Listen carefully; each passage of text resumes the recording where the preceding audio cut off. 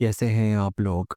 Welcome to the video. और real Madrid अपना पहला मैच खेल चुकी है। रियल मैड्रिड अपना पहला मैच जीत चुकी है। 1-0 से वो मैच जीता, बट उस मैच पे बात करने के लिए बहुत सारी चीज़ें हैं। रियल मैड्रिड बिल्कुल भी कन्विंसिंग विक्ट्री नहीं थी।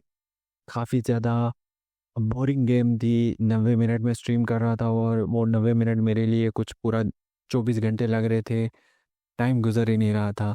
सो प्रॉब्लम्स रियल मैड्रिड के पास एड्रेस करने के लिए हैं। और सबसे पहली बात, जो सारा नज़ला लास्ट सीज़न का कार्लो पे गिराया लोगों ने कि कार्लो की वजह से ये हो रहा है, कार्लो की वजह से वो हो रहा है, और प्लेयर्स का इसमें कोई कसूर नहीं है, पेरेस का कोई कसूर नहीं है। जो स्क्वाड बिल्डिंग में लूप होल्स हैं, वो आपको इस सीज़न दोबारा देखने को मिलेगा। कल की मैच हमने देखा, बिल्कुल भी कन्विंसिंग नहीं लगा। पहले 50 मिनट में कोई एक शॉट, 3 शॉट ऑन टारगेट, उनमें से दो डिफेंडर ने किए, कोई क्लियर कट चांस नहीं बना पाए। बट मेरे ख्याल में ये थोड़ा जज करना ज़्यादा मुश्किल होगा। एक गेम में कोई 5 गेम्स होंगी तो आपको क्लियर नज़र आएगा, बट स्टिल जब आप ट्रेनिंग सेशंस करते हो, आपको क्लियर पैटर्न्स ऑफ प्ले मिलते हैं, आपको अटैकिंग पैटर्न्स मिलते हैं जो कि हमें नहीं नज़र आए। सो यहाँ पे बात करना लाजमी है, और बात करेंगे रियल मैड्रिड के लाइनअप के ऊपर, और रियल मैड्रिड की क्या कमी है जिसकी वजह से उनकी गेम इतनी डेड कल थी और आगे भी हो सकती है।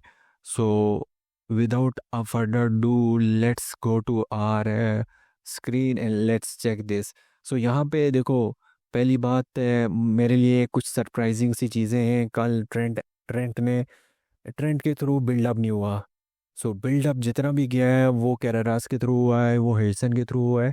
और लेफ्ट हैंड साइड से अटैक बने हैं ज़्यादातर। ये अगर आप सोफा स्कोर की फील्ड टिल्ट वगैरह देखो, अटैकिंग पैटर्न्स देखो, तो आप देखोगे मैक्सिमम अटैक्स जो हैं वो इस साइड से बने हैं, और कैरेरास, ह्यूसन, गुलेर, वल्वर्डे इनके थ्रू बने हैं। सो ट्रेंट ने बॉल नहीं देखी, और ये सरप्राइजिंग था मेरे लिए ट्रेंट का बॉल ना देखना, क्योंकि ट्रेंट को लाया ही इसीलिए गया था। ट्रेंट का यूनिक सेलिंग पॉइंट है उसकी लॉन्ग बॉल्स, उसकी थ्रू बॉल्स, उसकी पासिंग एक्यूरेसी, और बिल्डअप इसके थ्रू ना करना is a big big big question mark.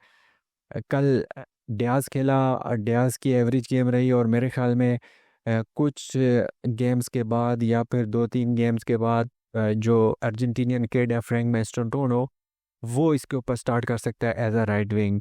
Vinicius इतना अच्छा नहीं खेल पाया। विनीशियस काफ़ी 5 ड्रिबल्स अटेम्प्ट किए हैं, 5 में से एक सक्सेसफुल हुई।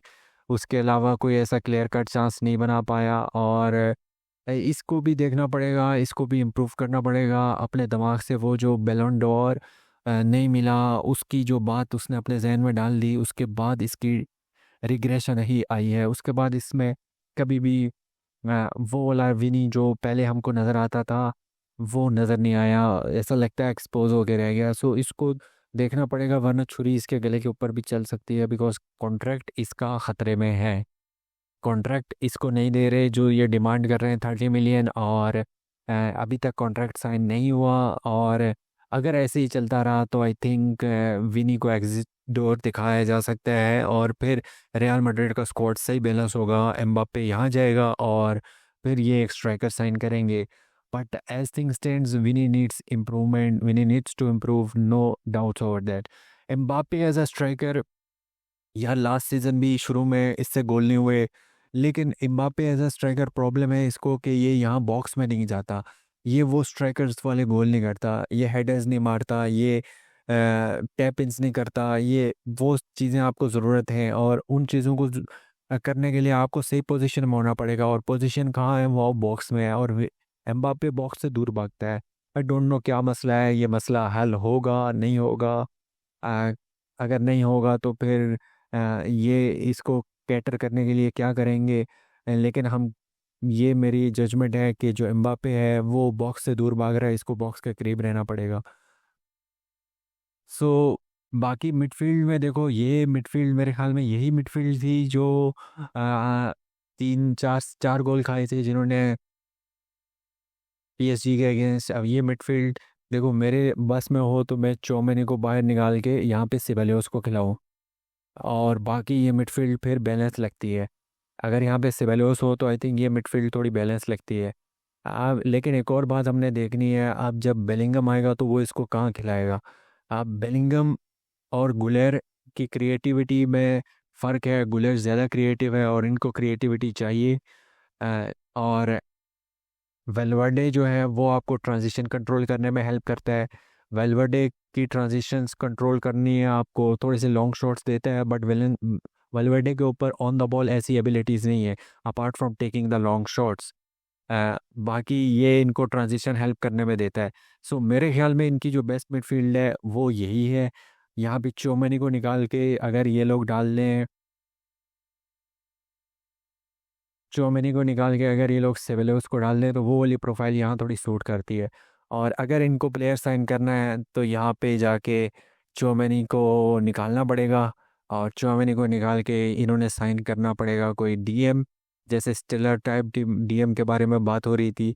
सो ये चीज़ें हैं, थोड़े प्रॉब्लम्स हैं रियल मैड्रिड में, और ये प्रॉब्लम्स शाबी अलonso की रियल मैड्रिड में भी हैं। ये प्रॉब्लम्स कार्लो कार्लो की रियल मैड्रिड में भी थे। सो ऐसा शो ऐसा इससे यहाँ ये शो होता है कि Carlo was not guilty of terrorism that happened last season. So there were a lot of other parts, और रियल मैड्रिड की फैन बेस रेडी नहीं है कि वो उन चीज़ों के ऊपर बात करना चाहे।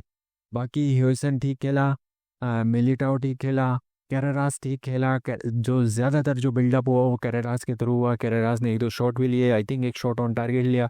बट यहाँ पे प्रॉब्लम ये है कि जो ओसासुना की टीम थी वो डिफेंड कर रही थी। 50 मिनट तक उन्होंने कोई अटैक नहीं किया जब तक उन्होंने गोल नहीं खाया। सो जब डिफेंड कर रही थी वो डिफेंड कर रही थी, और उनका जो वो है डिफेंड कर रही थी, उनका जो है हमारे पास तो फिर ये डिफेंस टेस्ट नहीं हुआ। ये डिफेंस कब टेस्ट होगा? ये डिफेंस टेस्ट होगा जब ये लोग आएंगे पीएसजी के अगेंस्ट। ये डिफेंस टेस्ट होगा, ये डिफेंस कब टेस्ट होगा? जब ये आएंगे बार्सिलोना के अगेंस्ट। सो ऐसी तमाम चीज़ें जो हैं, काफ़ी लोग ट्विटर पे पोस्ट करने लगे हैं ह्यूस्टन के लिए, कैरेरास के लिए, लेकिन मेरे ख्याल में इनका जो टेस्ट है वो अभी रहता है। सो इसको काफ़ी इम्प्रूव होने की ज़रूरत है रियल मैड्रिड को। आई होप कि इम्प्रूव हो। अगर ये चीज़ें इम्प्रूव नहीं करता तो फिर बार्सिलोना के लिए मेरे ख्याल में क्लियर पाथ है कि वो 2 इन अ रो ला लीगा जीत जाएं। As thing stands, it's initial, but I think real Madrid won't be able to win. इसके बाद हम 5-6 गेम्स देखेंगे, उसके बाद हम क्लियर जज करेंगे। बाकी आप अभी तक अगर वीडियो देख रहे हैं तो वीडियो को लाजमी लाइक कीजिएगा और चैनल को लाजमी सब्सक्राइब कीजिएगा। अपना बहुत सारा ख्याल रखिएगा। खुदा हाफिज़।